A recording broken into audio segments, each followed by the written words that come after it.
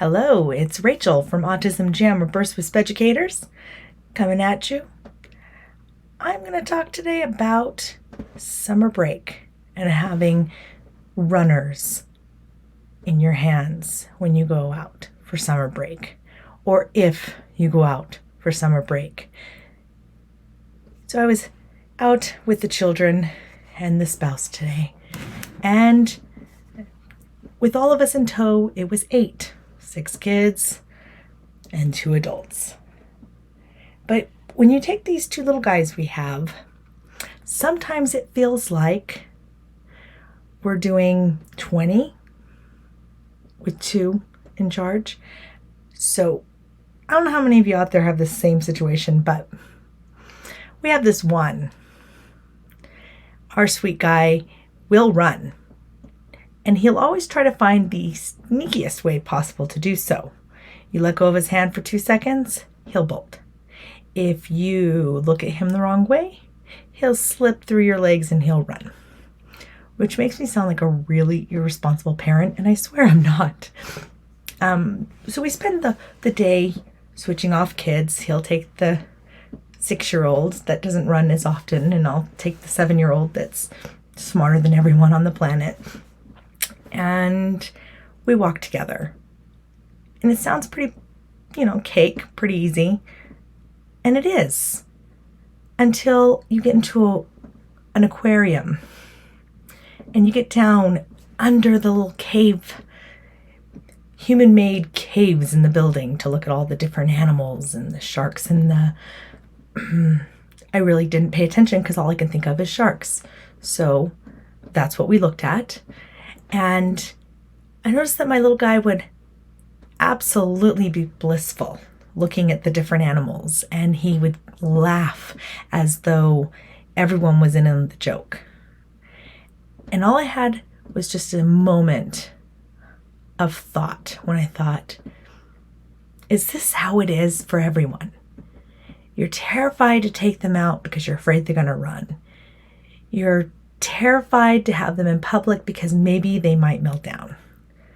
But then you have those moments when you see them just laughing and enjoying the nature of the activity. And you think, why don't I do this every single day? Well, I know why I don't do it every single day, because I would be exhausted and that would not be fun. And I did the whole hand-to-hand flopping the hands, when he gets kind of spaghetti-like with one hand because he's trying to get loose and I have to swap it over with the other hand, get a tight grip. It's really stressful. But through all that stress of walking these little guys, I just see the joy of the most basic, simple things. And we could talk to them about it, and we do. But they don't have conversations about what they're looking at with us. We just get to watch their eyes as they laugh or they point and get all excited, which makes it more mysterious to me, because I would love nothing more than to really know what it is he's laughing at. What am I missing that is the best entertainment ever? And I'm just distracted by little runners and screamers. We don't usually go out, which was another thought I had today. And we're trying to turn over a new leaf because we do know that we have 4 other children. They like to do stuff. And I'm kind of doing a social experiment with this, because I think the more we go, the more they may be used to being out. We've always been so afraid of it and what will happen or how they're going to react that it just never happened. But it never resolved the issue of the need to map. I have fixed the problem with running in the neighborhoods when we've moved to new places by mapping the neighborhood, but never been somewhere to give them the mapping opportunity, which, because it's a big world, it's kind of scary. All I kept thinking was, I don't want to go to the Clevelands, because that's what we would usually do, is watch Dory and her adventures in the aquarium, and then we don't have to do it. But then I thought about during the quarantine, there was a lot going down, and our boys did not see the light of day for a while, less because we were worried about them being sick, although of course you don't want your child to be sick, more because it was just so intense being out, and it was just a lot. Well, there was a time that we needed to take him to get him being my runner Ammon. He's 7. At the time he was 5. He was going to start kindergarten, and he was going to go into in-person school because he was going to be one child with like 12 adults. So we had to take him. We needed to choose for him. We needed to know what fit him. So we got in the car with him and we took off. And there we were, headed towards Walmart, and he's looking around as though he hasn't seen the sky in a while, because he hadn't. And as he gets out of the car, he looks around, and everyone around him is in a mask. He hadn't seen that. He had not seen everyone's face covered, and he was so nerve-wracked, he just stuck his face down into his dad's shoulder and just hid his eyes, because in his eyes, here's his mom and dad covering their face. What is going on? When we got in the store, he got a little laid back, a little cooler, because yes, there were still masks, but it was more fun because he was in a store. I had a stop sign, and I remember we walked, and then I would all of a sudden say, stop, and have him stop. And then I would sign stop, and I would show him the picture of stop, and he would stop. And then I'd say, okay, go. And then he would go. Well, there were people that thought that was really, really adorable. And I'm sure it was very adorable, except for that I was so on edge. I thought, people, it is cute until he runs, and then it's not cute anymore. And it was in that moment, though, that we discovered that our runner, when given the proper boundary of what the expectation was, and when given the opportunity to map out where he is at and what his environment is, we discovered he really doesn't want to run from us. I think he's always wanted to run to whatever it is that he sees that he is most interested in. So that means I'm going to be a brave mom, only because I have his dad with me and 4 other kids, plus his brother that only runs when he does. And I think I need to make more of a mission to, at least 2 or 3 days a week, take him someplace where he can see something new and adventurous and practice the skills of staying with mom and dad, which, again, terrifies me because he, like I said, he's the smartest person on the universe. On the universe? I don't even think that's possible. He's the smartest person in the universe. Guaranteed. I don't know what it is that he is cooking up in his mind, but he is constantly thinking, and you can tell he is constantly thinking in mathematics that most of my house have not learned. So, and I only did take the class in college on accident. So what's going to come from this? I don't know. Maybe a lost child? I hope not. Maybe I'm going to discover that my 7-year-old mischievous, very intelligent son just wants to be out with his people. Everyone but his family. And I'm hoping that I'll be able to come on here and say, oh my goodness, it was the most amazing thing ever. I am holding judgment until I have given this a fair and adequate experimental phase with the right samples and with the right data points. Yeah, that sounded really, really technical. Really, I'm just going to see how the summer goes. And I'm hoping this might be the tunnel to life. Here's the sad part about that, though. And I don't know how many of you moms out there can connect with me on this. If you can't, that's okay. I kind of sometimes like the fact that we don't go anywhere, that we don't do anything, because if we don't go anywhere, then I don't have to go anywhere.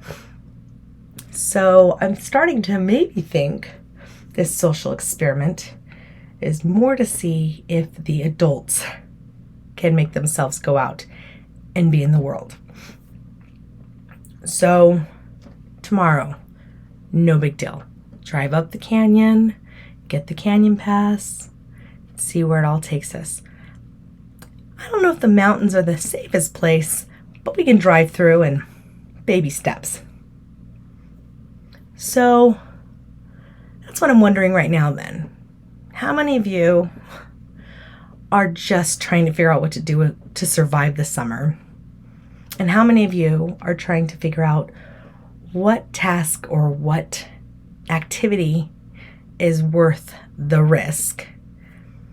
And those of you who get out and they live their life and they have children on the spectrum who live their lives with them, I admire you, and I am living vicariously watching you because I'm trying to be that person. Being that person is going to take me some time. Discovered with all my schooling and with all of my experience with autism that I'm kind of a control freak, which I didn't know I was. Interesting. And I'm not as big of a risk taker as I thought I was. I mean, I don't get me wrong. I'm a risk taker. Sometimes I'll take risks, like, should I have that second bowl of cereal? Yes, I should. Let's take that risk. I have a quarter of a tank of gas. Can I get myself where I'm going and back? I think I can. Those kind of rebellious streaks that I've always had. But yeah, I have a really hard time letting go of control. So that's what I wanted to come on here and talk about today, was just a real quick quick talk. Because I cannot be the only parent that is walking around and thinking, how do those people get to just walk around and not have to have someone in their hands? And how do all of these children with this one family that I walk next to, not one of them has to be ringed in or held in their arms or carried out of someplace from screaming, because that happened to the other one today, all the way to the penguins. But I find myself today just wondering, how do those people get to do that? Now, of course, I'm not dumb. Well, I'm not really dumb. So I know it's because they don't have the same tie that any of you that are in the same shoes as I am. We're kind of tied down with what we have. But I don't think those people, and I say those like a horrible thing, they're not horrible, but those people who can go and just enjoy and they don't have to grab their child's hand and squeeze it until the life is running cold in your own hand because you need to make sure you don't lose your child. They don't have that, and they don't see that that's what we have to do. They don't connect that, and I don't blame them. They don't need to connect that. In fact, there was a time before 7 years ago that I would have been that parent that was just there with my kids I'm like, you better get your butt back over here. Yeah, that's right, I'm giving you that face. You know, that kind of parenting. But you can see them across the way, and you know they're not going to book it. And you know that some deranged lunatic isn't going to try to take them because they can't communicate or they can't express the fear that they would be feeling. Terrifies me. I was not that parent, and now I am. And it makes me wonder how I never noticed in all that time parents holding on for dear life, just wanting to get back in the car and make sure they count up all their kids and know that they're all there. I never noticed.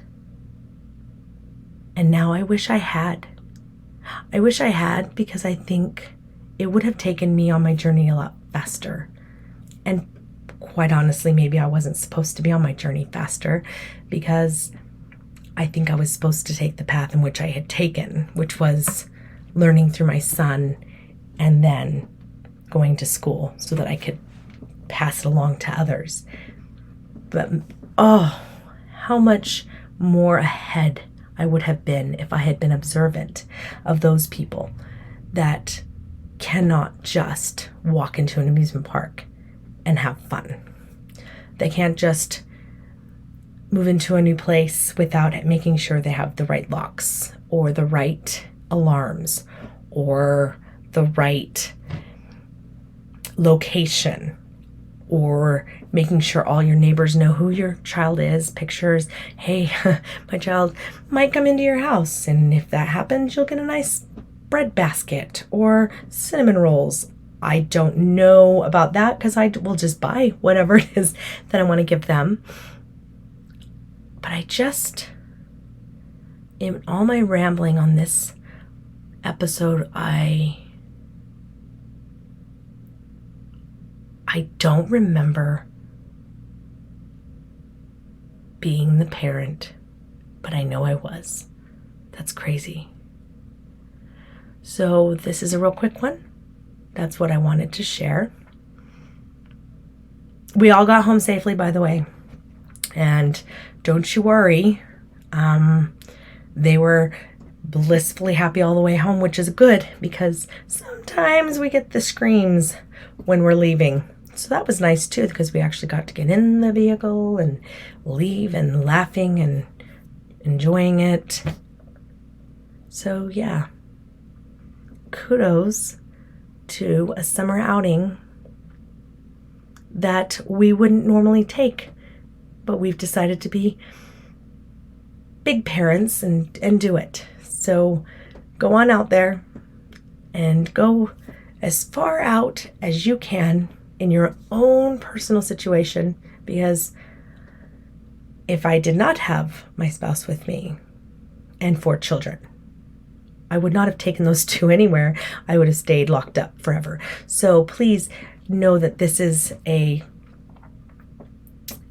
push for those that can get away with it. If you can, test the summer outings with me, and let's see if we can make it a little more autism and a little less dreary in our homes.